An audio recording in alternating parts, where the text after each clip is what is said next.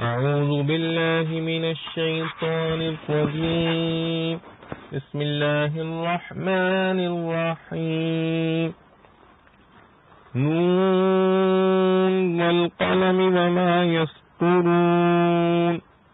ما أنت بنعمة ربك بمجنون.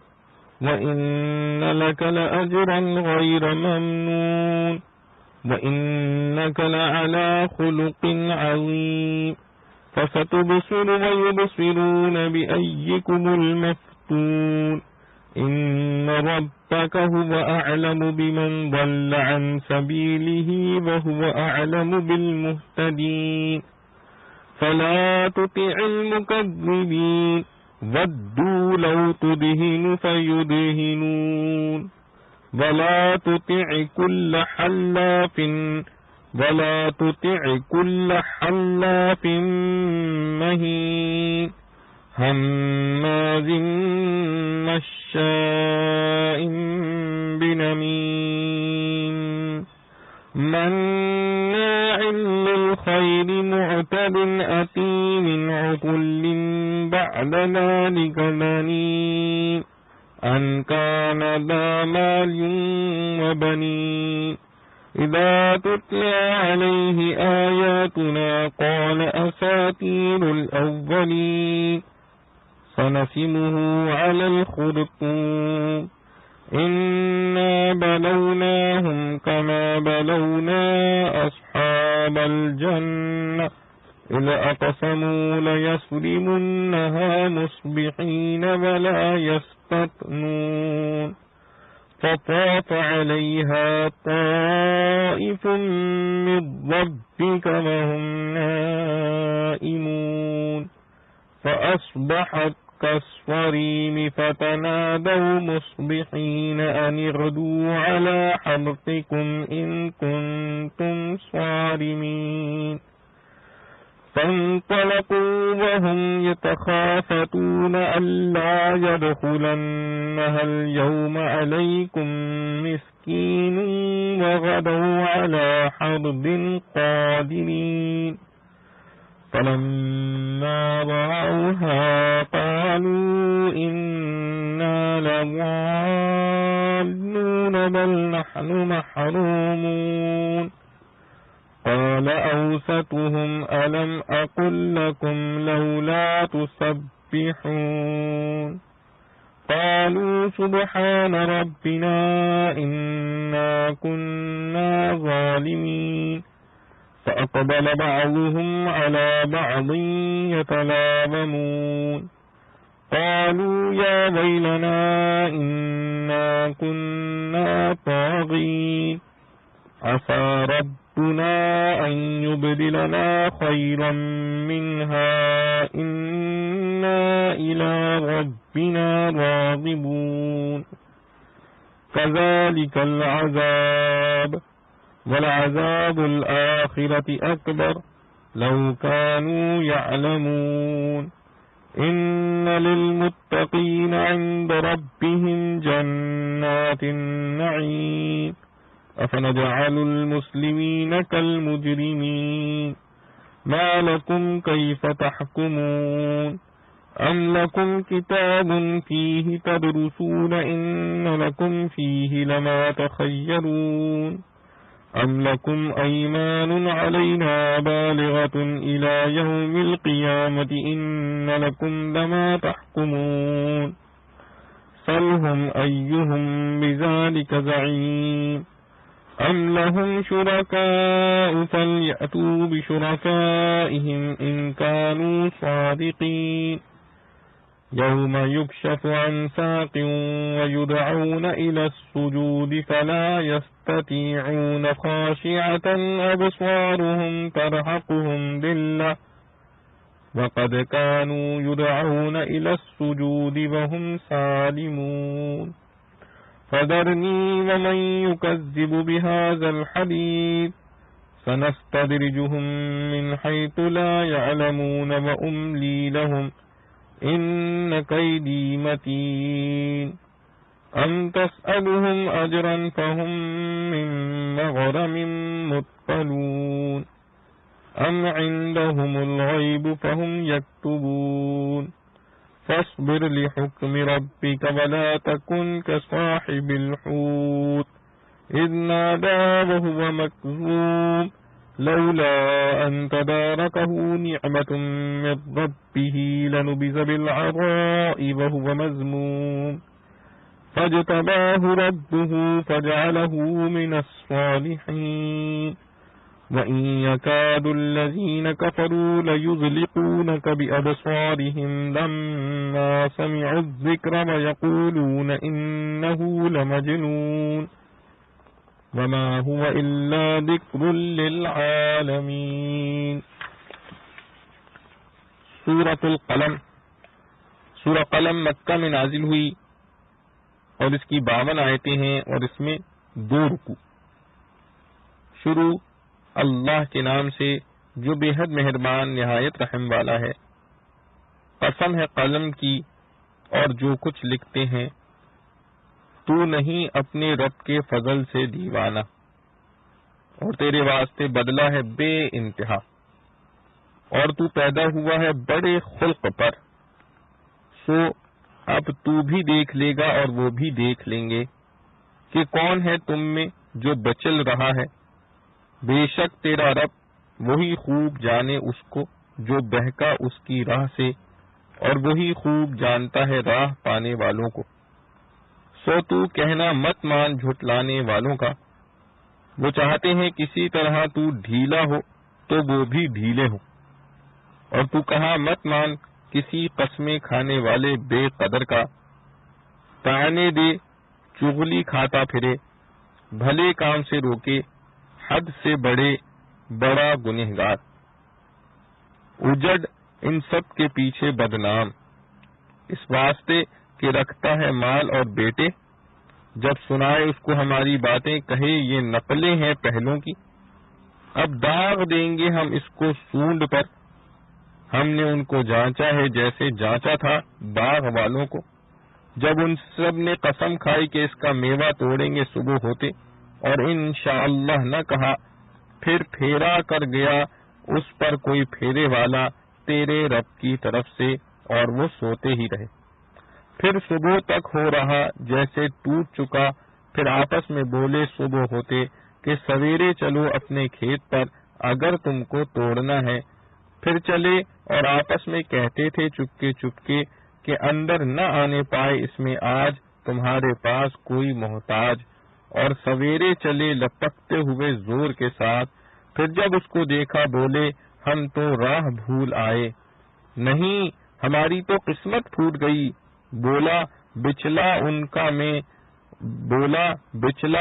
ان کا میں نے تم کو نہ کہا تھا کہ کیوں نہیں پاکی بولتے اللہ کی. بولے پاک ذات ہے ہمارے رب کی ہم ہی تقصیر وار تھے. پھر منہ کر ایک دوسرے کی طرف لگے الاہنا دینے. بولے ہائے خرابی ہماری ہم ہی تھے حد سے بڑھنے والے. شاید ہمارا رب بدل دے ہم کو اس سے بہتر. ہم اپنے رب سے آرزو رکھتے ہیں. یوں آتی ہے آفت اور آخرت کی آفت تو سب سے بڑی ہے اگر ان کو سمجھ ہوتی. البتہ ڈرنے والوں کو ان کے رب کے پاس باغ ہیں نعمت کے. کیا ہم کر دیں گے حکم برداروں کو برابر گنہگاروں کے. کیا ہو گیا تم کو کیسے ٹھہراتے ہو بات. کیا تمہارے پاس کوئی کتاب ہے جس میں پڑھ لیتے ہو.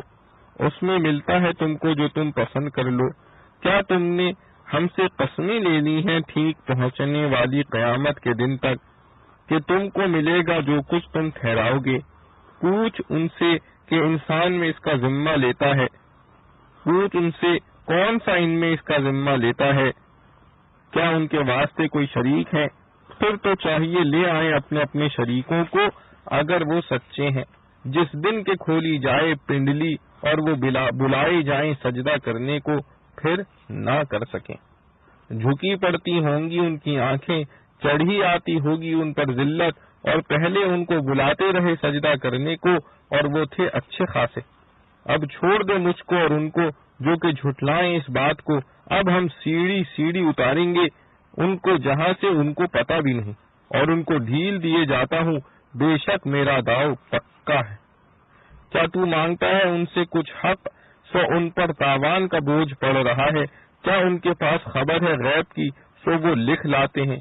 اب تو استقلال سے راہ دیکھتا رہے، اب تو استقلال سے راہ دیکھتا رہے اپنے رب کی حکم کی، اور مت ہو جیسا وہ مچھلی والا جب پکارا اس نے اور وہ غصے میں بھرا تھا، اگر نہ سنبھالتا اس کو احسان تیرے رب کا تو پھینکا گیا ہی تھا چٹیل میدان میں الزام کھا کر۔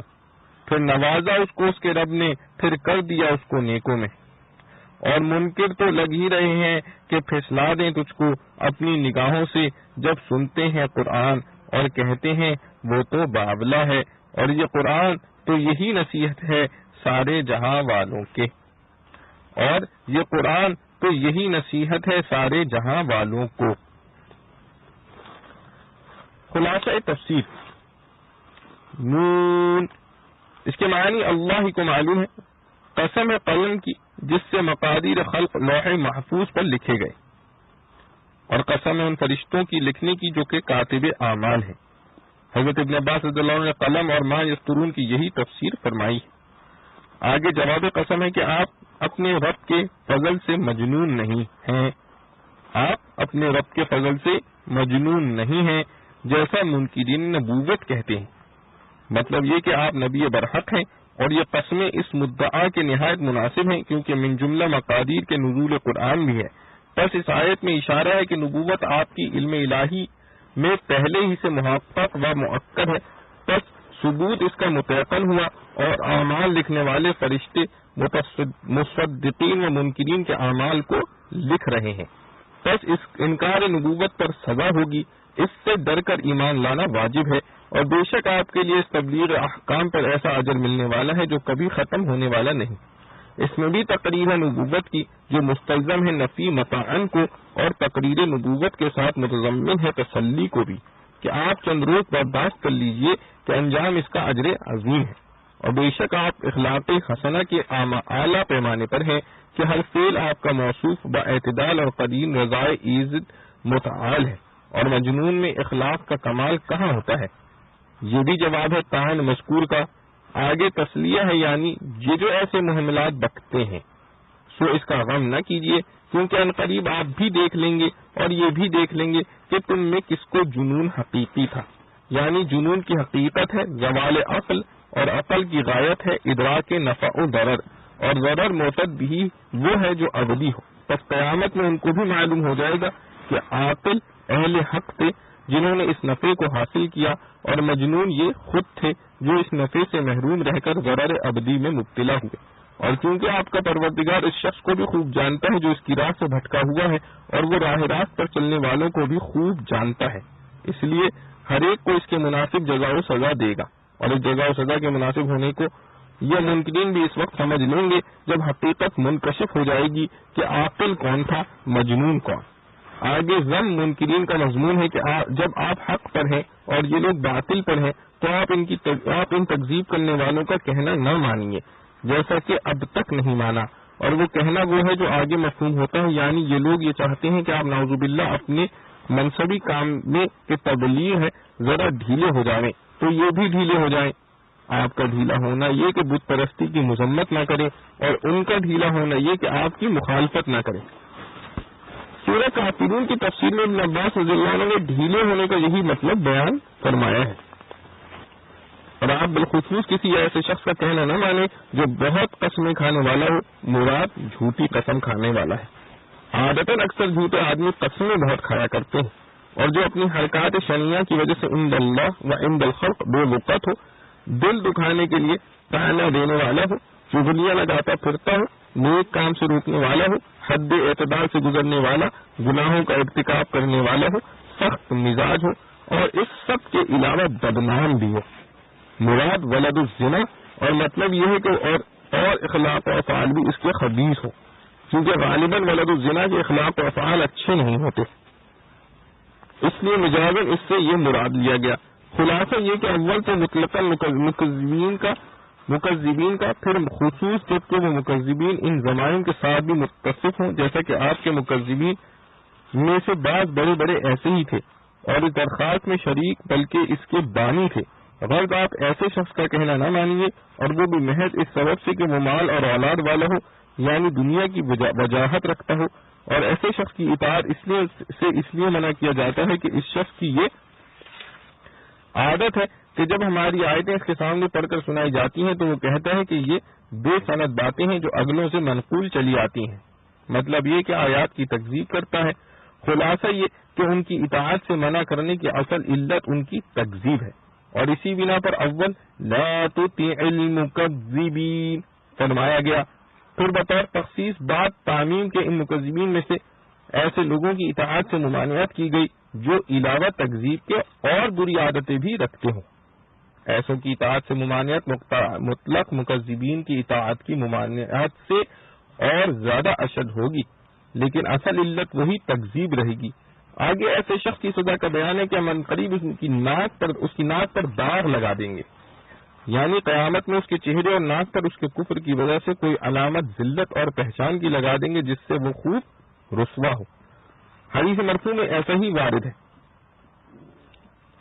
آگے اہل مکہ کو ایک قصہ سنا کر ان کو وبال سے ڈرایا گیا ہے۔ ہم نے جو ان اہل مکہ کو سامان عیش دے رکھا ہے جس پر یہ مغرور ہو رہے ہیں، تو ہم نے ان کی آزمائش کر رکھی ہے کہ دیکھیں یہ نعمتوں کے شکر میں ایمان لاتے ہیں یا ناشکری و بے قدری کر کے کفر کرتے ہیں، جیسا ان سے پہلے نعمتیں دے کر ہم نے باغ والوں کی آزمائش کی تھی۔ یہ باغ بقول ابن عباس رضی اللہ عنہ ملک حبشہ میں تھا، اور بقول سعید بن جبیر رضی اللہ عنہ یمن میں، اور یہ قصہ اہل مکہ میں مشہور و معروف تھا، اور جن باغ والوں کا یہ قصہ ہے ان کے باپ کا اپنے وقت میں معمول تھا کہ ایک بڑا حصہ اس باغ کے پھل کا مساکین میں صرف کیا کرتا تھا۔ جب وہ مر گیا تو ان لوگوں نے کہا کہ ہمارا باپ احمق تھا کہ اس قدر آمدنی مسکینوں کو دے دیتا تھا، اگر یہ سب آگے کس قدر فراغت ہو۔ چنانچہ ان آیتوں میں ان کا بقیہ قصہ مذکور ہے، یعنی یہ واقعہ آئندہ اس وقت ہوا جبکہ ان لوگوں نے یعنی اکثر یا بعض نے لقوله تعالی قال اوسطهم باہم قسم کھائی کہ اس باغ کا پھل ضرور صبح چل کر توڑ لیں گے، اور ایسا وثوق ہوا کہ انہوں نے انشاءاللہ بھی نہیں کہا، تو اس باغ پر آپ کے رب کی طرف سے ایک پھرنے والا عذاب پھر گیا، اور وہ ایک آگ تھی، خواہ خالص آگ ہو یا ہوا میں ملی ہوئی ہو جیسے لو، اور وہ سو رہے تھے۔ پھر صبح کو وہ باغ ایسا رہ گیا جیسے کٹا ہوا کھیت کہ خالی زمین رہ جاتی ہے، اور بعض جگہ کاٹ کر جلا بھی دیا جاتا ہے، مگر ان کو اس کی کچھ خبر نہیں تھی۔ سو صبح کے وقت سو کر جو اٹھے تو ایک دوسرے کو پکارنے لگے کہ اپنے کھیت پر سویرے چلو اگر تم کو پھل توڑنا ہے۔ کھیت تو مجازن کہہ دیا ہو، یا اس میں ایسی چیزیں بھی ہوں جو تنا دار نہیں ہوتی جیسے انگور وغیرہ، یا کہ اس باغ کے متعلق کھیت بھی ہو۔ پھر وہ لوگ اس میں آپس میں چپکے چپکے باتیں کرتے چلے کہ آج تم تک کوئی محتاج نہ آنے پاوے، اور بذان خود اپنے کو اس کے نہ دینے پر قادر سمجھ کر چلے کہ سب پھل گھر لے آئیں گے اور کسی کو نہ دیں گے۔ پھر جب وہاں پہنچے اور اس باغ کو اس حالت میں دیکھا تو کہنے لگے کہ بے شک ہم رستہ بھول گئے اور کہیں نکل آئے، کیونکہ یہاں تو باغ کچھ بھی نہیں۔ پھر جب موقع و حدود کو دیکھ کر یقین کیا کہ وہی جگہ ہے تو اس وقت کہنے لگے کہ بھولے نہیں بلکہ جگہ تو وہی ہے، لیکن ہماری قسمت ہی پھوٹ گئی کہ باغ کا یہ حال ہو گیا۔ ان میں جو کسی قدر اچھا آدمی تھا وہ کہنے لگا کہ کیوں میں نے تم کو کہا نہ تھا کہ ایسی نیت مت کرو، مساکین کے دینے سے برکت ہوتی ہے۔ اسی لیے اس شخص کو اللہ تعالی نے اچھا کہا، مگر عملاً یہ شخص بھی باوجود کراہت قلب کے ساتھ سب کے ساتھ شریک ہو گیا تھا، اس لیے آخر نے لفظ کسی قدر بڑھا دیا۔ پھر پہلی بات کو یاد دلا کر اس شخص نے کہا کہ اپنی شامت اعمال تو بھگت لی، مگر توبہ اور تسبیح و تصدیق تقدیس کیوں نہیں کرتے تاکہ وہ گناہ معاف ہو اور اس سے زیادہ وبال نہ آ جاوے۔ سب توبہ کے طور پر کہنے لگے کہ ہمارا پروردگار پاک ہے، یہ تنزیہ ہے جو استغفار کی تمہید ہے، بے شک ہم قصوروار ہیں، یہ استغفار ہے۔ پھر ایک دوسرے کو مخاطب بنا کر باہم الزام دینے لگے، جیسا کام بگڑنے کے وقت اکثر لوگوں کی عادت ہوتی ہے کہ ہر شخص دوسرے کو رائے فاسدہ کا ذمہ دار بتلایا کرتا ہے۔ پھر سب متفق ہو کر کہنے لگے کہ بے شک ہم سبھی حد سے نکلنے والے تھے، کسی ایک کی خطا نہ تھی۔ ایک دوسرے پر الزام بیکار ہے، سب مل کر توبہ کر لو، شاید توبہ کی برکت سے ہمارا پروردگار ہم کو اس سے اچھا باغ بدلے میں دے دے۔ اب ہم اپنے رب کی طرف رجوع ہوتے ہیں، یعنی توبہ کرتے ہیں، اور بدلنا عام ہے، خواہ دنیا میں نیب البدل مل جاوے خواہ آخرت میں۔ اور ظاہراً معلوم ہوتا ہے کہ یہ لوگ مومن تھے، مرتکب معصیت ہوئے تھے، اور یہ بات کہیں سند کے ساتھ نظر سے نہیں گزری کہ آیا اس بات کے عوض ان کو دنیا میں کوئی باغ ملا یا نہیں۔ البتہ بلا سند روح المعانی میں ابن مسعود رضی اللہ عنہ کا قول لکھا ہے کہ اس سے اچھا باغ ان کو عطا کیا گیا، واللہ اعلم۔ آگے قصے کی غرض یعنی تحذیر کی تصریح ہے کہ خلاف حکم کرنے پر اسی طرح عذاب ہوا کرتا ہے۔ جب ہوا کرتا ہے یعنی اہل مکہ تم بھی ایسے عذاب کے مستحق ہو، بلکہ اس سے بھی زیادہ کہ کیونکہ عذاب مذکور تو محض معصیت پر تھا اور تم تو کفر کرتے ہو، اور آخرت کا عذاب اس عذاب دنیاوی سے بھی بڑھ کر ہے۔ کیا خوب ہوتا کہ یہ لوگ اس بات کو جان لیتے تاکہ ایمان لے آتے۔ آگے ان سزاؤں کی تحقیق کے لیے کفار کے خیال باطل کا ابطال فرماتے ہیں کہ وہ کہتے تھے لئن رجعت الى ربی ان لی عنده الحسنى، یعنی بے شک پرہیزگاروں کے لیے ان کے رب کے نزدیک آسائش کی جنتیں ہیں، یعنی سبب دخول جنت کا تقوی ہے، اور اس سے کافر عاری ہیں، تو ان کو جنت کیسے مل جاوے گی؟ کیا ہم فرما برداروں کو نافرما برداروں کے برابر کر دیں گے؟ یعنی اگر کافروں کو نجات ہو تو فرما برداروں اور نافرمانوں میں کیا فرق و امتیاز رہ جاوے گا جس سے فرما برداروں کی فضیلت ثابت ہو؟ فقوله تعالی فی صاد ام نجعل الذین آمنوا وعملوا الصالحات کالمفسدین، تم کو کیا ہوا؟ تم کیسا فیصلہ کرتے ہو؟ کیا تمہارے پاس کوئی آسمانی کتاب ہے جس میں پڑھتے ہو کہ اس میں تمہارے لیے وہ چیز لکھی ہو جو تم پسند کرتے ہو، یعنی اس میں لکھا ہو کہ تم کو آخرت میں حسنہ یعنی نعمت ملے گی؟ کیا ہمارے ذمے کچھ قسمیں چڑھی ہوئی ہیں جو تمہارے لیے کھائی گئی ہوں، اور وہ قسمیں قیامت تک باقی رہنے والی ہوں، جن کا یہ مضمون ہو کہ تم کو تو وہ چیزیں ملیں گی، تم کو وہ چیزیں ملیں گی جو تم فیصلہ کر رہے ہو، یعنی ثواب اور جنت۔ ان سے پوچھئے ان میں اس کا کون ذمہ دار ہے؟ کیا ان کے ٹھہرائے ہوئے کچھ شریک خدائی ہیں کہ انہوں نے ان کو ثواب دینے کا ذمہ لیا ہے؟ سو ان کو چاہیے کہ یہ اپنے ان شریکوں کو پیش کریں اگر یہ سچے ہیں۔ غرض جب یہ مضمون کسی آسمانی کتاب میں نہیں، ویسے بلا کتاب دوسرے طرف وحی سے ہمارا وعدہ نہیں جو مثل قسم کے ہوتا ہے، پھر ایسی حالت میں کون شخص ان میں سے یا ان کے شرکاء میں سے ذمہ داری کر سکتا ہے؟ ہرگز نہیں۔ پھر دعویٰ کس بنا پر ہے؟ آگے ان لوگوں کی قیامت کی رسوائی کا ذکر ہے۔ وہ دن یاد کرنے کے قابل ہے جس دن کے ساخت کی تجلی فرمائی جاوے گی اور سجدے کی طرف لوگوں کو بلایا جاوے گا۔ اس کا قصہ حدیث شیخین میں مرفوعاً اس طرح آیا ہے کہ حق تعالیٰ قیامت کے میدان میں اپنی ساق ظاہر فرماوے گا۔ ساق کہتے ہیں پنڈلی کو، اور یہ کوئی خاص صفت ہے جس کو کسی مناسبت سے ساق فرمایا، جیسا قرآن میں ہاتھ آیا ہے، اور ایسے مفہومات متشابہات کہلاتے ہیں۔ اور اس حدیث میں ہے کہ اس تجلی کو دیکھ کر اور اسی حدیث میں ہے کہ اس تجلی کو دیکھ کر تمام مومنات سجدے میں گر پڑیں گے، مگر جو شخص ریا سے سجدہ کرتا تھا اس کی کمر تختے کی طرح رہ جاوے گی، سجدہ نہ کر سکے گا۔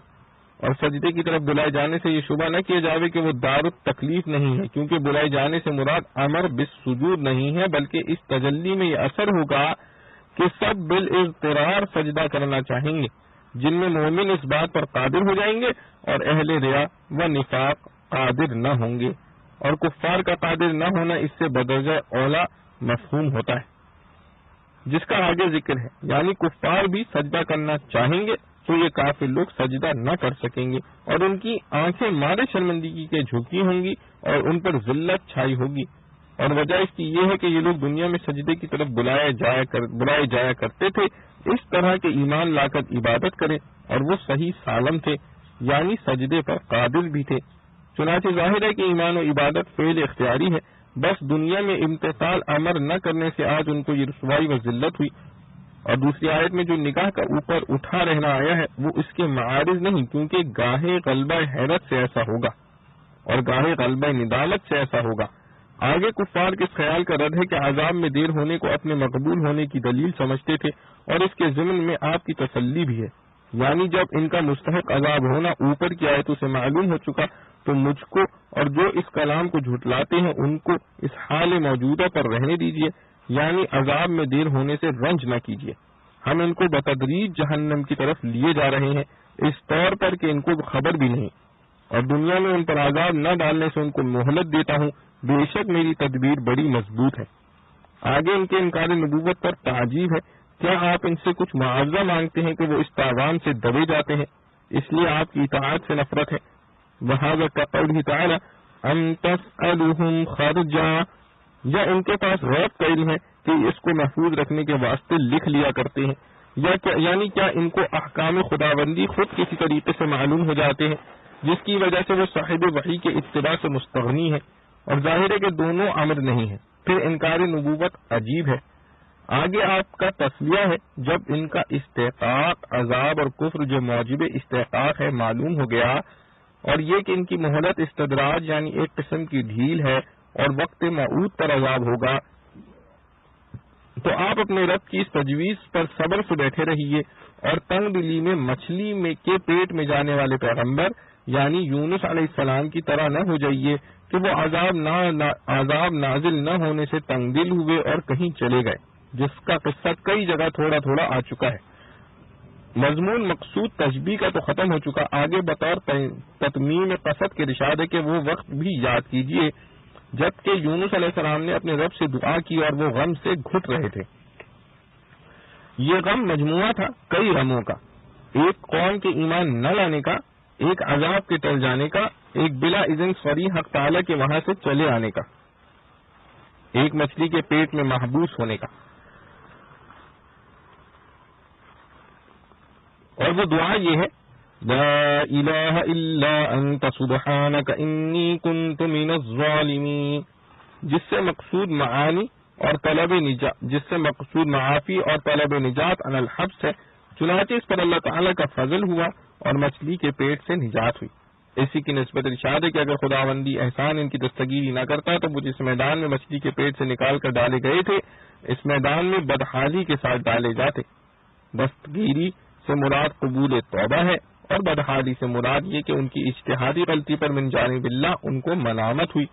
حاصل اس کا اور آیت سورہ صافات کا یہ ہے کہ اگر یہ توبہ و استغفار نہ کرتے تو شکم ماہی سے نجات ہی نہ ہوتی، کما قال فلولا انہ کان، اور اگر توبہ و استغفار کرتے مگر اللہ تعالیٰ قبول نہ فرماتا تو اس توبہ و استغفار کی اس قدر دنیاوی برکت تو ہوتی کہ شکم ماہی سے نجات ہو جاتی اور میدان میں جس طرح اب ڈالے گئے اسی طرح ڈالے جاتے، لیکن اس وقت وہ ڈالا جانا مذموم ہوتا اور اب کا ڈالا جانا مذموم ہونے کی حالت میں نہیں ہوا، کیونکہ قبول توبہ کے بعد خطا پر مذمت و ملامت نہیں ہوا کرتی۔ پھر ان کے رب نے ان کو اور زیادہ برگزیدہ کر لیا اور ان کو زیادہ رتبے کے صالحین میں سے کر دیا۔ شاید اس تکمیل قصہ سے یہ بھی مقصود ہو کہ اپنے اجتہاد پر عمل کرنا ان کو کیسا مضر ہوا اور توکل کیسا نافع ہوا۔ اسی طرح عذاب کے بارے میں آپ بھی اپنی رائے سے جلدی نہ کیجیے بلکہ اللہ تعالیٰ پر توکل کیجیے کہ انجام بہتر ہوگا۔ اور آگے آپ کی شان میں کفار کے مجنون کہنے کا ایک دوسرے انداز میں ابطال ہے۔ شروع صورت میں اور انداز سے اس کو باطل کیا گیا تھا، یعنی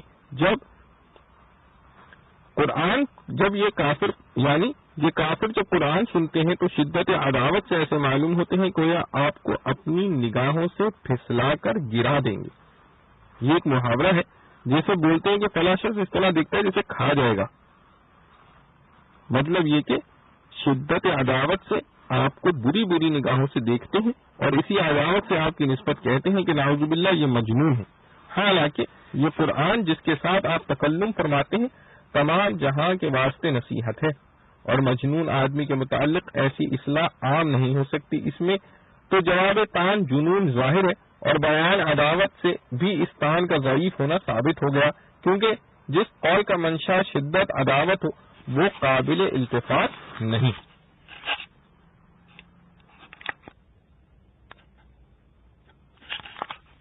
معارف و مسائل۔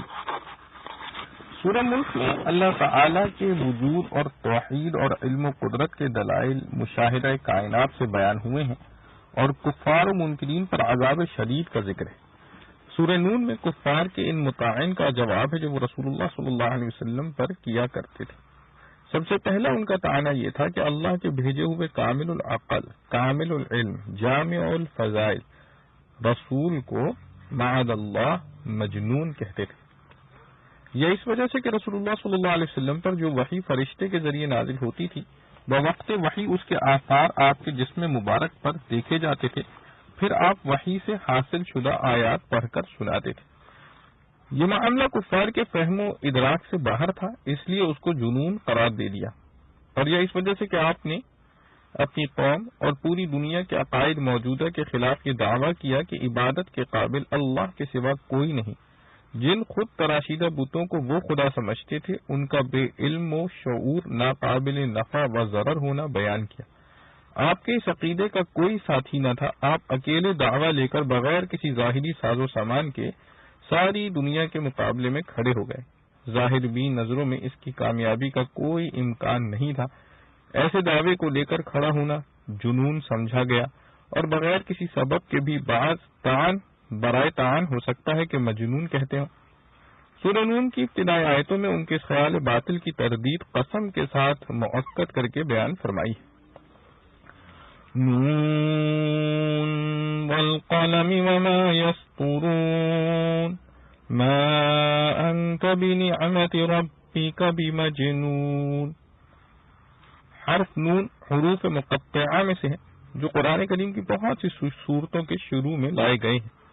ان کے معنی اللہ تعالی ہی کو معلوم ہے یا اس کے رسول صلی اللہ علیہ وسلم کو۔ امت کو اس کی تحقیق میں پڑھنے سے روک دیا گیا ہے۔ قلم سے کیا مراد ہے اور قلم کی فضیلت؟ والقلم میں واو حرف قسم ہے، والقلم میں واو حرف قسم ہے، اور قلم سے مراد عام قلم بھی ہو سکتا ہے جس میں قلم تقدیر اور فرشتوں اور انسانوں کے سب قلم جن سے کچھ لکھا جاتا ہے سب داخل ہوں، اور خاص قلم تقدیر بھی مراد ہو سکتا ہے۔ اور اس قلم تقدیر کے متعلق حضرت عبادہ بن الصامت رضی اللہ عنہ کی روایت میں ہے کہ رسول اللہ صلی اللہ علیہ وسلم نے فرمایا کہ سب سے پہلے اللہ تعالی نے قلم پیدا کیا اور اس کو حکم دیا کہ لکھ۔ قلم نے عرض کیا کیا لکھوں؟ تو حکم دیا کہ تقدیر الہی کو قلم نے حکم کے مطابق ابد تک ہونے والے تمام واقعات اور حالات کو لکھ دیا۔ اور صحیح مسلم میں حضرت عبداللہ بن عمر رضی اللہ تعالی عنہ کی حدیث ہے کہ رسول اللہ صلی اللہ علیہ وسلم نے فرمایا کہ اللہ تعالی نے تمام مخلوقات کی تقدیر کو آسمان و زمین کی تخلیق سے 50,000 سال پہلے لکھ دیا تھا۔ اور حضرت قتادہ رحمۃ اللہ علیہ نے فرمایا کہ قلم اللہ تعالیٰ کی ایک بڑی نعمت ہے جو اس نے اپنے بندوں کو عطا فرمائی ہے۔ اور بعض حضرات نے فرمایا کہ اللہ تعالیٰ نے پہلے ایک قلم تقدیر پیدا فرمایا جس نے تمام کائنات و مخلوقات کی تقدیریں لکھ دیں، پھر دوسرا قلم پیدا فرمایا جس سے زمین پر بسنے والے لکھتے ہیں اور لکھیں گے۔ اس دوسرے قلم کا ذکر سورہ اقرا میں آیا ہے۔ علم بالقلم واللہ اعلم۔ اس آیت میں اگر قلم سے مراد قلم تقدیر لیا جائے جو سب سے پہلی مخلوق ہے تو اس کی عظمت اور تمام چیزوں پر ایک برتری ظاہر ہے، اس لیے اس کی قسم کھانا مناسب ہوا۔ اور اگر قلم سے مراد عام قلم لیے جائیں جس میں قلم تقدیر اور فرشتوں کے اقلام کے علاوہ انسانوں کے قلم بھی داخل ہیں تو اس کی قسم اس لیے کھائی گئی کہ دنیا میں بڑے بڑے کام سب قلم ہی سے ہوتے ہیں۔ ملکوں کی فتوحات میں تلوار سے زیادہ قلم کا مؤثر ہونا منقول و معروف ہے۔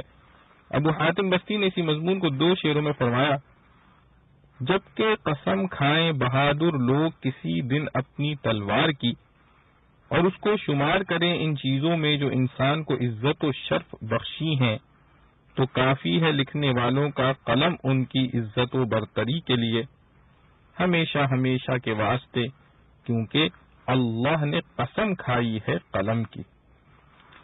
بہرحال اس آیت میں قلم تقدیر یا عام قلم خلائق کی اور پھر لفظ نا اس قرون میں جو کچھ ان قلموں سے لکھا گیا یا لکھا جائے گا اس کی قسم کھا کر حق تعالی نے کفار کے اس طعنہ باطلہ کا رد فرمایا کہ آپ مجنون ہیں۔ ارشاد ہوا: ما انت بنعمت ربک بمجنون، یعنی آپ اپنے رب کی نعمت و فضل کی وجہ سے ہرگز مجنون نہیں۔ اس میں بنعمت ربک بڑھا کر دعویٰ کی دلیل بھی دے دی کہ جس شخص پر اللہ تعالی کی نعمت و رحمت مکمل ہو وہ کیسے مجنون ہو سکتا ہے؟ اس کو مجنون کہنے والا خود مجنون ہے۔ فائدہ: علماء نے فرمایا ہے کہ قرآن کریم میں حق تعالی جس چیز کی قسم کھاتے ہیں وہ مضمون قسم پر ایک شہادت ہوتی ہے. یہاں ما یسترون کے لفظ سے دنیا کی تاریخ میں جو کچھ لکھا گیا اور لکھا جا رہا ہے اس کو بطور شہادت پیش کیا ہے کہ دنیا کی تاریخ کو دیکھو، ایسے اعلی اخلاق و اعمال والے کہیں مجنون ہوتے ہیں، وہ تو دوسروں کی عقل درست کرنے والے ہوتے ہیں. آگے مضمون مذکور کی مزید تائید کے لیے فرمایا وَإِنَّ لَكَ لَأَجْرًا غَيْرَ مَمْنُونٍ، اور بے شک آپ کے لیے اجر عظیم ہے جو کبھی منقطع ہونے والا نہیں. مطلب یہ ہے کہ آپ کے جس کام کو یہ دیوانے جنون کہہ رہے ہیں وہ تو اللہ کے نزدیک سب سے بڑا مقبول عمل ہے، اس پر آپ کو اجر عظیم ملنے والا ہے، اور اجر بھی ایسا جو دائمی ہے، کبھی منقطع نہیں ہوگا. کہیں کسی مجنون کے عمل پر بھی مجنون کو اجر ملا کرتا ہے. آگے اسی مضمون کی مزید تائید و تاکید اس جملے سے فرما دی وَإِنَّكَ لَعَلَىٰ خُلُقٍ عَظِيمٍ. اس میں رسول اللہ صلی اللہ علیہ وسلم کی اخلاق فاضلہ کاملہ میں غور کرنے کی ہدایت فرمائی گئی ہے کہ دیوانوں ذرا تو دیکھو کہیں مجنونوں دیوانوں کے ایسے اخلاق و اعمال ہوا کرتے ہیں. رسول اللہ صلی اللہ علیہ وسلم کا خلق عظیم. حضرت ابن عباس رضی اللہ عنہ نے فرمایا کہ خلق عظیم سے مراد دین عظیم ہے کہ اللہ کے نزدیک اس دین اسلام سے زیادہ کوئی محبوب دین نہیں. حضرت عمہ عائشہ رضی اللہ عنہ نے فرمایا کہ آپ کا خلق خود قرآن ہے، یعنی قرآن کریم جن اعلیٰ اعمال و اخلاق کی تعلیم دیتا ہے آپ ان سب کا عملی نمونہ ہے. حضرت علی کرم اللہ وجہہ نے فرمایا کہ خلق عظیم سے مراد آداب القرآن ہے، یعنی وہ آداب جو قرآن نے سکھائے ہیں. حاصل سب کا تقریباً ایک ہی ہے. رسول کریم صلی اللہ علیہ وسلم کے باوجود کہ وجود باوجود میں حق تعالی نے تمام ہی اخلاق فاضلہ بدرجہ کمال جمع فرما دیے تھے. خدا حضرت صلی اللہ علیہ وسلم نے فرمایا بعثت لأتم مکارم الاخلاق، یعنی مجھے اس کام کے لیے بھیجا گیا ہے کہ میں اعلیٰ اخلاق کی تکمیل کروں. یعنی مجھے اس کام کے لیے بھیجا گیا ہے کہ میں اعلیٰ اخلاق کی تکمیل کروں. حضرت انس رضی اللہ عنہ فرماتے ہیں کہ میں نے 10 سال رسول اللہ صلی اللہ علیہ وسلم کی خدمت کی. اس پوری مدت میں جو کام میں نے کیا آپ نے کبھی یہ نہیں فرمایا کہ ایسا کیوں کیا، اور جو کام نہیں کیا اس پر کبھی یہ نہیں فرمایا کہ یہ کام کیوں نہیں کیا. حالانکہ یہ ظاہر ہے کہ 10 سال کی مدت میں خدمت کرنے والے کے بہت سے کام خلاف طبع ہوئے ہوں گے. اور حضرت انس رضی اللہ عنہ فرماتے ہیں کہ آپ کے مکارم اخلاق کا یہ حال تھا کہ مدینہ کی کوئی لونڈی باندی بھی آپ کا ہاتھ پکڑ کر جہاں لے جانا چاہے لے جا سکتی تھی. حضرت عائشہ رضی اللہ عنہ فرماتی ہیں کہ رسول اللہ صلی اللہ علیہ وسلم نے کبھی اپنے ہاتھ سے کسی کو نہیں مارا بجز جہاد فی سبیل اللہ کے. اس میں کفار کو مارنا اور قتل کرنا ثابت ہے، ورنہ آپ نے نہ کسی خادم کو نہ کسی عورت کو کبھی مارا. ان میں سے کسی سے خطا و لغزش بھی ہوئی تو اس کا انتقام نہیں لیا بجز اس کے کہ اللہ تعالیٰ کے حکم کی خلاف ورزی کی ہو تو اس پر شرعی سزا جاری فرمائی. حضرت جابر رضی اللہ تعالی عنہ فرماتے ہیں کہ رسول اللہ صلی اللہ تعالی علیہ وآلہ وسلم نے فرمایا اس سے کبھی کسی چیز کا سوال نہیں کیا گیا جس کے جواب میں آپ نے نہیں فرمایا ہو. حضرت عائشہ رضی اللہ عنہ فرماتی ہیں کہ رسول اللہ صلی اللہ علیہ وسلم نہ فحش گو تھے، نہ فحش کے پاس جاتے تھے، نہ بازاروں میں شور و شغب کرتے تھے، برائی کا بدلہ کبھی برائی سے نہیں دیتے تھے بلکہ معافی اور درگزر کا معاملہ فرماتے تھے. اور حضرت ابو درداء رضی اللہ عنہ فرماتے ہیں کہ رسول اللہ صلی اللہ علیہ وسلم نے فرمایا کہ میزان عمل میں خلق حسن کی برابر کسی عمل کا وزن نہیں ہوگا، اور اللہ تعالی گالی گلوچ کرنے والے بد زبان سے بغض رکھتے ہیں. اور حضرت عائشہ رضی اللہ عنہ فرماتی ہیں کہ رسول اللہ صلی اللہ علیہ وسلم نے فرمایا کہ مسلمان اپنے حسن خلق کی بدولت اس شخص کا درجہ حاصل کر لیتا ہے جو ہمیشہ رات کو عبادت میں جاگتا اور دن بھر روزہ رکھتا ہو. اور حضرت معاذ رضی اللہ عنہ نے فرمایا کہ مجھے یمن کا عامل مقرر کر کے بھیجنے کے وقت آخری وصیت جو آپ نے مجھے اس وقت فرمائی جبکہ میں اپنا ایک پاؤں رکاب میں رکھ چکا تھا وہ یہ تھی یا معاذ احسن خلقک للناس، اے معاذ لوگوں سے حسن خلق کا برتاؤ کرو. یہ سب روایات حدیث تفسیر مظہری سے نقل کی گئی ہیں. فَسَتُبْصِرُ وَيُبْصِرُونَ، بِأَيِّكُمُ الْمَفْتُونُ، ان قریب آپ بھی دیکھ لیں گے اور یہ کفار بھی دیکھ لیں گے تم میں کون مجنون ہے۔ مفتون اس جگہ بمعنی مجنون ہے۔ پچھلی آیات میں آپ کو مجنون کہنے والوں کے طعنے کو دلائل سے رد کیا گیا تھا۔ اس آیت نے پیشن گوئی کے طور پر یہ بتلایا کہ یہ بات یوں ہی ڈھکی چھپی رہنے والی نہیں ہے، قریب آنے والے وقت میں سب آنکھوں سے دیکھ لیں گے کہ معاذ اللہ آپ مجنون تھے یا آپ کو مجنون کہنے والے پاگل دیوانے تھے۔ چنانچہ تھوڑے ہی عرصے میں یہ بات کھل کر دنیا کے سامنے آ گئی اور انہیں مجنون کہنے والوں میں سے ہزاروں حلقہ بگوش اسلام ہو کر آپ کے اتباع و محبت کو سرمایہ سعادت سمجھنے لگے، اور بہت سے اشقیاء جن کو توفیق نہیں ہوئی وہ دنیا میں بھی ذلیل و خوار ہوئے۔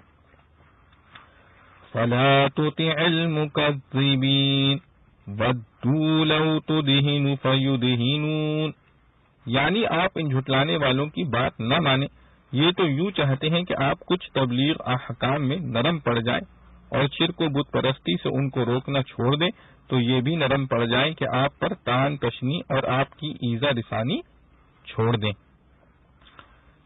مسئلہ اس آیت سے معلوم ہوا کہ کفار فجار کے ساتھ یہ سودا کر لینا کہ ہم تمہیں کچھ نہیں کہتے تم ہمیں کچھ نہ کہو، یہ مداہنت فی الدین اور حرام ہے، یعنی بلا کسی اضطرار و مجبوری کے ایسا معاہدہ جائز نہیں۔ وَلَا تُطِعْ كُلَّ حَلَّافٍ مَّهِينٍ هَمَّازٍ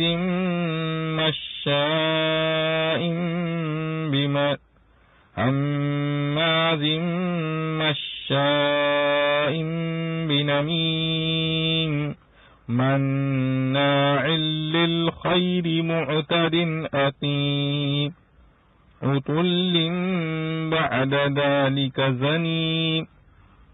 آپ بات نہ مانیں ہر ایسے شخص کی جو بہت قسمیں کھانے والا ہو، ذلیل ہو اور لوگوں پر عیب لگانے والا ہو، غیبت کرنے والا ہو، چغل خوری کرنے والا ہو، نیک کاموں سے لوگوں کو روکنے والا، ظلم و جور میں حد سے بڑھنے والا ہو، بکثرت گناہ کرنے والا اور بہت قسمیں کھانے والا، کج خلق بخیل ہو، اور ان سب صفات رذیلہ کے ساتھ وہ زنیم بھی ہو۔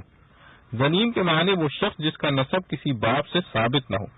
جس شخص کے یہ اوصاف بیان کیے گئے ہیں وہ ایسا ہی غیر ثابت النسب تھا۔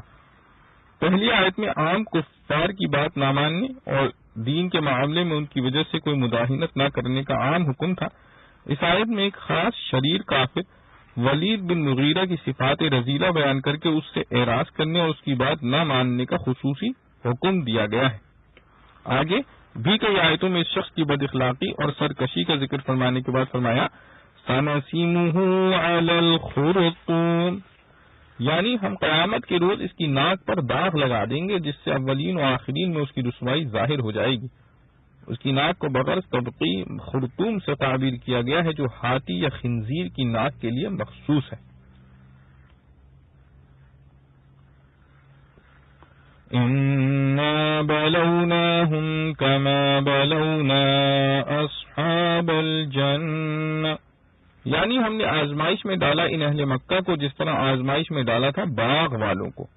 سابقہ آیات میں کفار اہل مکہ کی نبی کریم صلی اللہ علیہ وسلم پر طعن و تشنیع کا جواب تھا۔ ان آیات میں اللہ تعالیٰ نے پچھلے زمانے کا ایک قصہ ذکر کر کے اہل مکہ کو تنبیہ فرمائی اور عذاب سے ڈرایا۔ اہل مکہ کو آزمائش میں ڈالنے سے یہ مراد بھی ہو سکتی ہے کہ جس طرح آئندہ آنے والے قصے میں باغ والوں کو اللہ تعالیٰ نے اپنی نعمتوں سے سرفراز فرمایا، انہوں نے ناشکری کی جس کے نتیجے میں عذاب آ گیا اور ان کی نعمت سلب ہو گئی۔ حق تعالیٰ نے اہل مکہ پر اپنا سب سے بڑا انعام تو یہ فرمایا کہ رسول اللہ صلی اللہ علیہ وسلم کو ان کے اندر پیدا فرمایا، اس کے علاوہ ان کی تجارتوں میں برکت عطا فرمائی اور ان کو خوشحال بنا دیا۔ یہ ان کی آزمائش ہے کہ اللہ تعالیٰ کی ان نعمتوں کے شکر گزار ہوتے ہیں اور اللہ و رسول پر ایمان لاتے ہیں یا اپنے کفر و عناد پر جمے رہتے ہیں۔ دوسری صورت میں ان کو باغ والوں کے قصے سے عبرت حاصل کرنا چاہیے کہ کہیں ایسا نہ ہو کہ کفران نعمت سے ان پر بھی ایسا ہی عذاب نہ آ جائے۔ یہ تفسیر صورت میں بھی صادق ہے، جبکہ ان آیات کو بھی مثل اکثر صورت کے مکی قرار دیا جائے لیکن بہت سے حضرات مفسرین نے ان آیات کو مدنی قرار دیا ہے، اور جس آزمائش کا یہاں ذکر ہے اس سے مراد وہ قحط کا عذاب ہے جو رسول اللہ صلی اللہ علیہ وسلم کی بد دعا سے ان لوگوں پر مسلط ہوا تھا، جس میں وہ بھوک سے مرنے لگے اور مردار جانور اور درختوں کے پتے کھانے پر مجبور ہو گئے تھے۔ یہ واقعہ ہجرت کے بعد کا ہے۔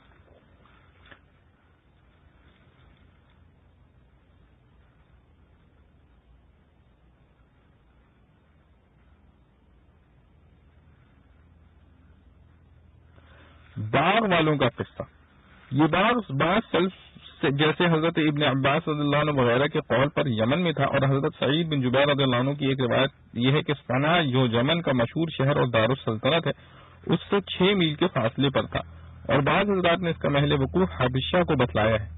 یہ لوگ اہل کتاب میں سے تھے اور یہ واقعہ رفع عیسیٰ علیہ السلام کے کچھ عرصے بعد کا ہے۔ آیات مذکورہ میں ان کو اصحاب الجنہ یعنی باغ والوں کے نام سے تعبیر کیا گیا ہے، مگر مضمون آیت سے معلوم ہوتا ہے کہ ان کے پاس صرف باغ ہی نہیں بلکہ کاشت کی زمینیں بھی تھیں۔ ہو سکتا ہے کہ باغ کے ساتھ ہی مزروعہ زمین بھی ہو، مگر باغوں کی شہرت کے سبب باغ والے کہہ دیا گیا۔ واقعہ ان کا بروایت محمد بن مروان حضرت عبداللہ ابن عباس رضی اللہ عنہ سے اس طرح منقول ہے: صنعا یمن سے 2 فرسخ کے فاصلے پر ایک باغ تھا جس کو سروان کہا جاتا تھا۔ یہ باغ ایک صالح اور نیک بندے نے لگایا تھا۔ اس کا عمل یہ تھا کہ جب کھیتی کاٹتا تو جو درخت درانتی سے باقی رہ جاتے تھے ان کو فقراء و مساکین کے لیے چھوڑ دیتا تھا۔ یہ لوگ اس سے غلہ حاصل کر کے اپنا گزارا کرتے تھے۔ اسی طرح جب کھیتی کو گاہ کر غلہ نکالتا تو جو دانہ بھوسا کے ساتھ اڑ کر الگ ہو جاتا اس دانے کو بھی فقراء و مساکین کے لیے چھوڑ دیتا تھا۔ اسی طرح جب باغ کے درختوں سے پھل توڑتا تو توڑنے کے وقت جو پھل نیچے گر جاتا وہ بھی فقراء کے لیے چھوڑ دیتا تھا۔ یہی وجہ تھی کہ جب اس کی کھیتی کٹنے یا پھل توڑنے کا وقت آتا تو بہت سے فقراء و مساکین جمع ہو جاتے تھے۔ اس مرد صالح کا انتقال ہو گیا۔ اس کے 3 بیٹے باغ اور زمین کے وارث ہوئے۔ انہوں نے آپس میں گفتگو کی کہ اب ہمارا عیال بڑھ گیا ہے اور پیداوار ان کی ضرورت سے کم ہے، اس لیے اب ان فقراء کے لیے اتنا غلہ اور پھل چھوڑ دینا ہمارے بس کی بات نہیں۔ اور بعض روایات میں ہے کہ ان لڑکوں نے آزاد نوجوانوں کی طرح یہ کہا کہ ہمارا باپ تو بے وقوف تھا، اتنی بڑی مقدار غلے اور پھل کی لوگوں کو لٹا دیتا تھا، ہمیں یہ طریقہ بند کرنا چاہیے۔ آگے ان کا قصہ خود قرآن کریم کے الفاظ میں حسب ذیل ہے: اذ اقسموا لیصرمنها مصبحین ولا یستثنون، یعنی انہوں نے آپس میں حلف و قسم کر کے یہ عہد کیا کہ اب کی مرتبہ ہم صبح سویرے ہی جا کر کھیتی کاٹ لیں گے تاکہ مساکین و فقراء کو خبر نہ ہو اور وہ ساتھ نہ لگ لیں، اور اپنے اس منصوبے پر ان کو اتنا یقین تھا کہ انشاءاللہ کہنے کی بھی توفیق نہ ہوئی۔ جیسا کہ سنت ہے کہ کل جو کام کرنا ہے جب اس کا ذکر کرے تو یوں کہے کہ ہم انشاءاللہ کل یہ کام کریں گے۔ لا یستثنون کے معنی استثناء کرنے کے ہیں، اور مراد اس استثناء سے انشاءاللہ کہنا ہے، اور بعض حضرات مفسرین نے استثناء سے مراد یہ لیا ہے کہ ہم پورا غلہ اور پھل لے آویں گے، فقراء کا حصہ مستثنیٰ نہ کریں گے۔ فَطَافَ عَلَيْهَا طَائِفٌ مِّن رَّبِّكَ، پھر گیا اس کھیت اور باغ پر ایک پھرنے والا آپ کے رب کی طرف سے۔ پھرنے والے سے مراد کوئی بلا اور آفت ہے جس سے کھیتی اور باغ تباہ ہو جائے۔ بعض روایات میں ہے کہ وہ ایک آگ تھی جس نے سب کھڑی کھیتی کو جلا کر خاک سیاہ کر دیا۔ وَهُمْ نَائِمُونَ، یعنی یہ واقعہ نزول عذاب کا رات کو اس وقت ہوا جبکہ یہ لوگ محو خواب تھے۔ فَأَصْبَحَتْ كَالصَّرِيمِ، صرم کے معنی پھل وغیرہ کاٹنے کے ہیں، صریم بمعنی مسروم و مقطوع ہے۔ مطلب یہ ہے کہ آگ نے اس کھیتی کو ایسا بنا دیا کہ جیسے کھیتی کاٹ لینے کے بعد صاف زمین رہ جاتی ہے۔ اور سوریم کے معنی رات کے بھی آتے ہیں۔ اس معنی کے لحاظ سے مطلب یہ ہوگا کہ جیسے رات تاریک سیاہ ہوتی ہے یہ کھیتی بھی خاک سیاہ ہو گئی۔ فَتَنَادَوْا مُصْبِحِينَ، یعنی صبح اندھیرے سے آپس میں ایک دوسرے کو آواز دے کر جگانے لگے کہ اگر کھیتی کاٹنا ہے تو سویرے چلو۔ وَهُمْ يَتَخَافَتُونَ، یعنی گھر سے نکلنے کے وقت آپس میں آہستہ بات کرتے تھے کہ کسی فقیر و مسکین کو خبر نہ ہو جائے جو ساتھ لگے۔ وَغَدَوْا عَلَى حَرْدٍ قَادِرِينَ، حرد کے معنی منع کرنے اور غیظ و غضب دکھانے کے ہیں۔ مطلب یہ ہے کہ یہ لوگ اپنے خیال میں یہ سمجھ کر چلے کہ ہمیں اس پر قدرت ہے کہ ہم کسی فقیر و مسکین کو کچھ نہ دیں، کوئی آ بھی جاوے تو اس کو دفع کر دیں۔ فَلَمَّا رَأَوْهَا قَالُوا إِنَّا لَضَالُّونَ، مگر جب اس جگہ کھیت باغ کچھ نہ پایا تو اول تو یہ کہنے لگے کہ ہم جگہ کو بھول کر کہیں اور آ گئے، یہاں تو نہ باغ ہے نہ کھیت۔ مگر پھر قریبی مقامات اور نشانات پر غور کیا تو معلوم ہوا جگہ تو یہی ہے اور کھیت جل کر ختم ہو چکا ہے، تو کہنے لگے بل نحن محرومون، یعنی ہم اس نعمت سے محروم کر دیے گئے۔ قال اوسطهم الم اقل لكم لولا تسبحون، ان میں سے جو درمیانہ آدمی تھا یعنی باپ کی طرح نیک صالح اللہ کی راہ میں خرچ پر خوش ہونے والا تھا، دوسرے بھائیوں کی طرح بخیل سخت دل نہ تھا، اس نے کہا کہ کیا میں نے تمہیں پہلے نہیں کہا تھا، کیا میں نے تمہیں پہلے ہی نہیں کہا تھا کہ تم اللہ کے نام کی تسبیح کیوں نہیں کرتے؟ تسبیح کے لفظی معنی پاکی بیان کرنے کے ہیں۔ مطلب یہ ہے کہ فقراء و مساکین سے اپنا مال بچا لینے کی تدبیر کا منشا یہ ہے کہ آپ یہ سمجھتے ہیں کہ اللہ تم کو اس کے بجائے اور نہ دے گا، حالانکہ اللہ تعالیٰ اس سے پاک ہے، وہ خرچ کرنے والوں کو اپنے پاس سے اور زیادہ دیتا ہے۔ قالوا سبحان ربنا انا كنا ظالمین، اس بھائی کی بات اس وقت تک تو کسی نے نہ سنی، مگر اب سب نے اقرار کیا کہ اللہ تعالیٰ پاک ہے ہر نقص و کمی سے، اور ہم ظالم ٹھہرے کہ ہم نے فقراء کے حصے کو بھی کھا لینا چاہا۔ تنبیہ، یہ درمیانہ آدمی جس نے صحیح بات کہی تھی اگرچہ دوسروں سے بہتر تھا، مگر پھر بہرحال انہی کے ساتھ ہو لیا اور انہی کی غلط رائے پر عمل کے لیے تیار ہو گیا تھا، اس لیے حشر اس کا بھی انہی جیسا ہوا۔ اس سے معلوم ہوا کہ جو آدمی کسی گناہ سے لوگوں کو روکے مگر وہ نہ رکے، پھر خود بھی ان کے ساتھ لگا رہے اور گناہ میں شریک رہے، تو یہ بھی انہی کے حکم میں ہوتا ہے۔ اس کو چاہیے کہ وہ نہیں رکے تو خود اپنے آپ کو اس گناہ سے بچائے۔ فَأَقْبَلَ بَعْضُهُمْ عَلَى بَعْضٍ يَتَلَاوَمُونَ، یعنی ان لوگوں نے اپنے جرم کا تو اعتراف کر لیا، لیکن اب الزام ایک دوسرے پر ڈالنے لگے کہ تو نے ہی اول ایسی غلط رائے دی تھی جس کے نتیجے میں یہ عذاب آیا، حالانکہ یہ جرم ان میں سے کسی کا تنہا نہیں تھا بلکہ سب یا اکثر اس میں شریک تھے۔ تنبیہ، آج کل اس معاملے میں ابتلاء عام ہے کہ بہت سی جماعتوں کے مجموعی عمل کی وجہ سے کوئی ناکامی یا مصیبت پیش آ جائے تو اس وقت ایک دوسرا عذاب ان پر یہ ہوتا ہے کہ اس کا الزام ایک دوسرے پر ڈالنے میں اپنا وقت ضائع کرتے ہیں۔ قالوا یا ویلنا انا كنا طاغین، یعنی ابتداءً ایک دوسرے پر الزام ڈالنے کے بعد جب غور کیا تو پھر سب نے اقرار کر لیا کہ ہم سب ہی سرکش گناہگار ہیں۔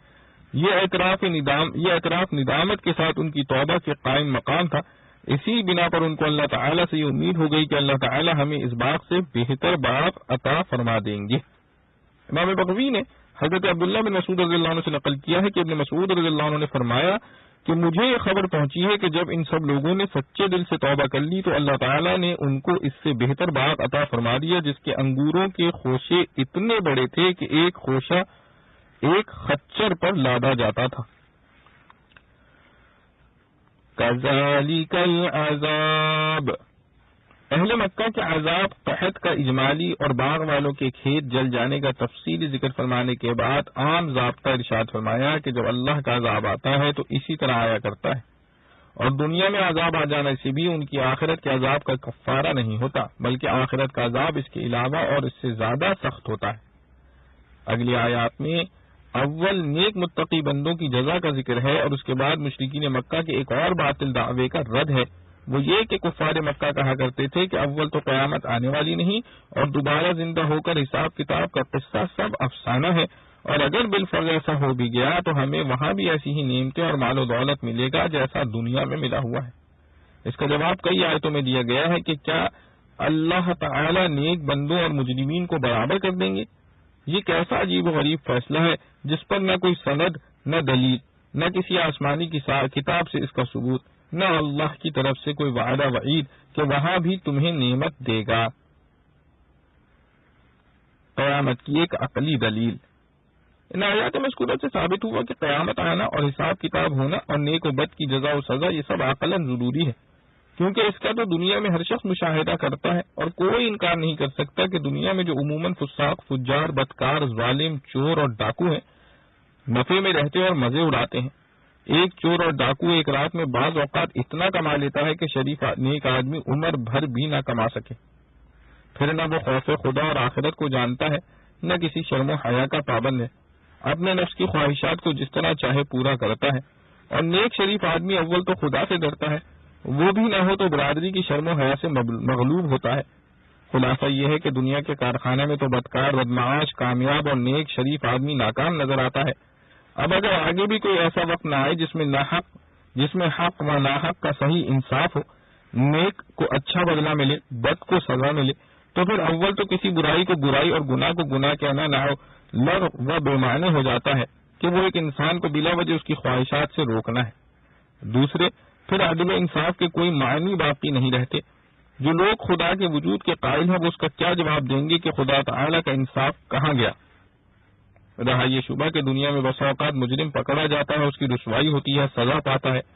شریف آدمی کا امتیاز اس سے یہی واضح ہو جاتا ہے، اور عدل و انصاف حکومتوں کے قوانین سے قائم ہو جاتا ہے۔ یہ اس لیے غلط ہے کہ اول تو ہر جگہ اور ہر حال میں حکومت کی نگرانی ہو ہی نہیں سکتی۔ جہاں ہو جاوے وہاں عدالتی ثبوت ہر جگہ بہم پہنچنا آسان نہیں جس کے ذریعے مجرم سزا پا سکے، اور جہاں ثبوت بھی وہاں پہنچ جائے تو زور و زر اور رشوت و سفارش اور دباؤ کے کتنے چور دروازے ہیں جن سے مجرم نکل بھاگتا ہے۔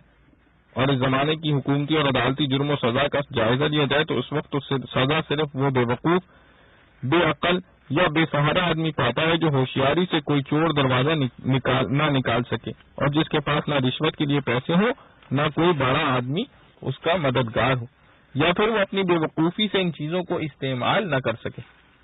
باقی سب مجرم آزاد پھرتے ہیں۔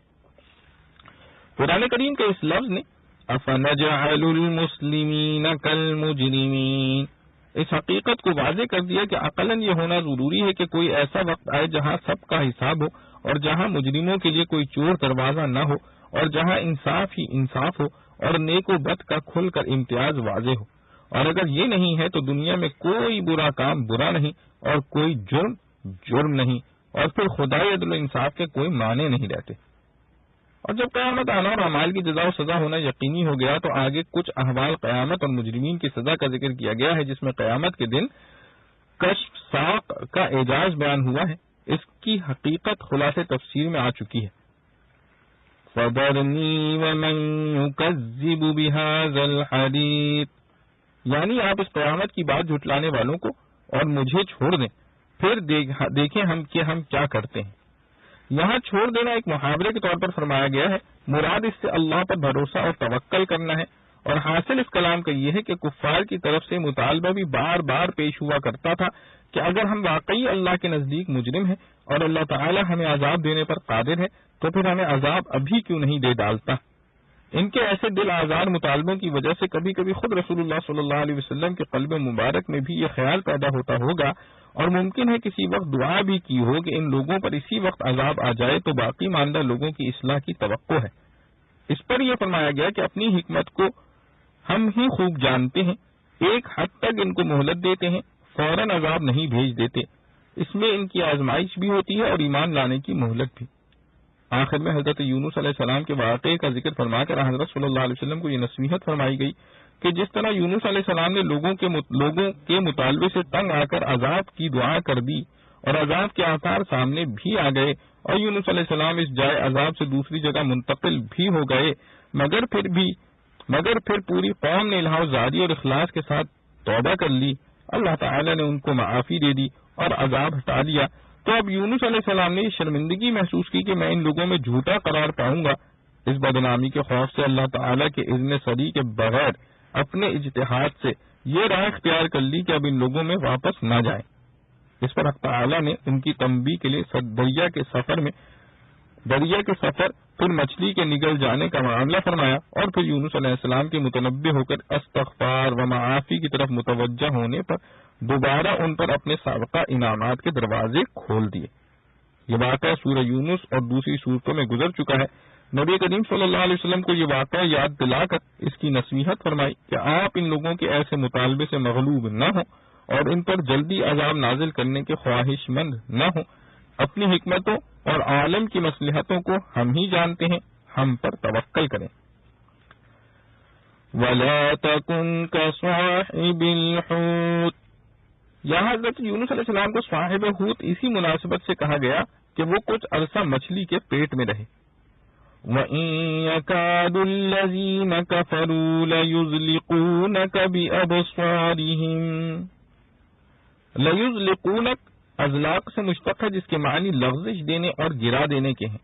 مطلب یہ ہے کہ کفار مکہ آپ کو غضبناک اور ترچھی نگاہوں سے دیکھتے ہیں اور چاہتے ہیں کہ آپ کو اپنی جگہ اور مقام سے لغزش دے دیں، جبکہ وہ اللہ کا کلام سنتے ہیں اور کہنے لگتے ہیں کہ یہ تو مجنون ہے۔